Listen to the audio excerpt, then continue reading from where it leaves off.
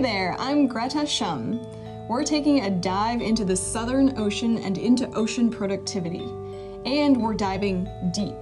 By that, I mean you'll learn about profiling floats, the technology we use to observe ocean biology in the Southern Ocean. You'll learn why the Southern Ocean is a key player in global ocean productivity. And you'll learn how climate change is likely to affect our oceans and the creatures that call it home. Ready? Let's go. Life in the ocean starts with nutrients and phytoplankton, microscopic marine algae.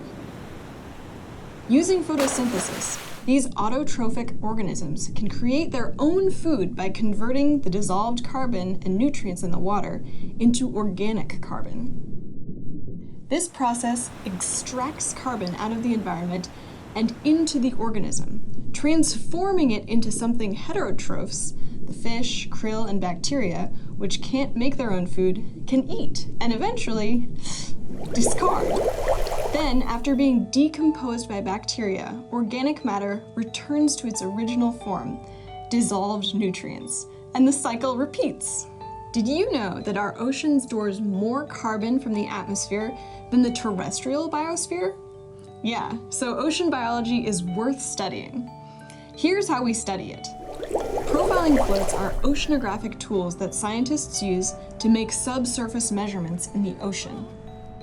The great part about these floats is that they're autonomous. Once deployed, these floats will sink to a drifting depth of 1,000 meters. Every few days, a profiling float will sink to a depth of 2,000 meters, and its sensors will begin taking measurements. All floats measure temperature, salinity, and pressure throughout the column of water they're profiling. And each profile gives scientists a tiny snapshot of one location in the ocean. As a network, a fleet of profiling floats taking measurements over many years gives scientists a complete portrait of our oceans in space and time. A SOCOM profiling float is a particular kind of float that scientists are deploying in the Southern Ocean to measure more than temperature, salinity, and pressure. SOCOM floats are equipped with extra sensors that measure oxygen content, pH, and nutrients in the Southern Ocean. SOCOM, or Southern Ocean Carbon and Climate Observations and Modeling, is an NSF-funded project investigating the role the Southern Ocean will play in the global climate as it changes. But hold up, what's so important about the Southern Ocean? How does the Southern Ocean affect global biological production? Well, it dominates it. That's Jorge Sarmiento, a professor of geosciences at Princeton University and the director of SOCOM. 3/4 of the oceanic production north of the Southern Ocean is due to nutrients which come to the surface and flow to the north out of the Southern Ocean. So there's nowhere else in the world where that happens. The Southern Ocean provides the rest of the ocean with nutrients, the very base of the food web. But how does the Southern Ocean do that? The answer is geography. With no land masses to interfere, westerly winds can whip up powerful currents around the continent of Antarctica. They make laps around the Southern Ocean at high speeds. These winds combine with the Coriolis force to push water northward at the ocean surface, a process known as Ekman transport.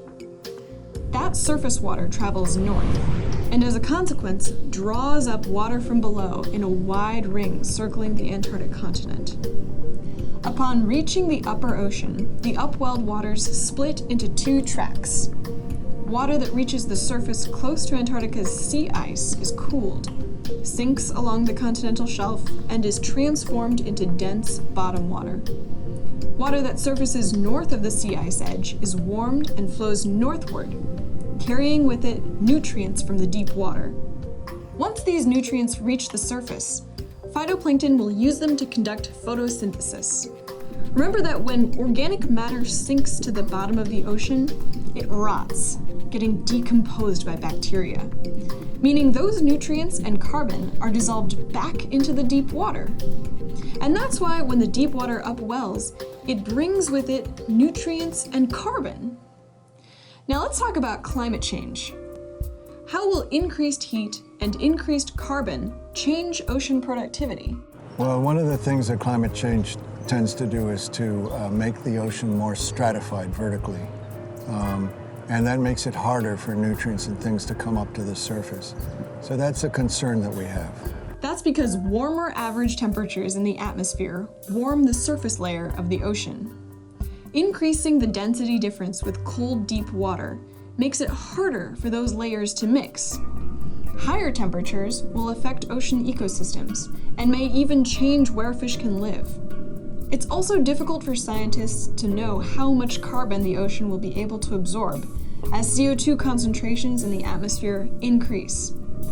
These are some questions that scientists are actively trying to answer. Looking for more information about new research into the Southern Ocean? Check out socom.princeton.edu.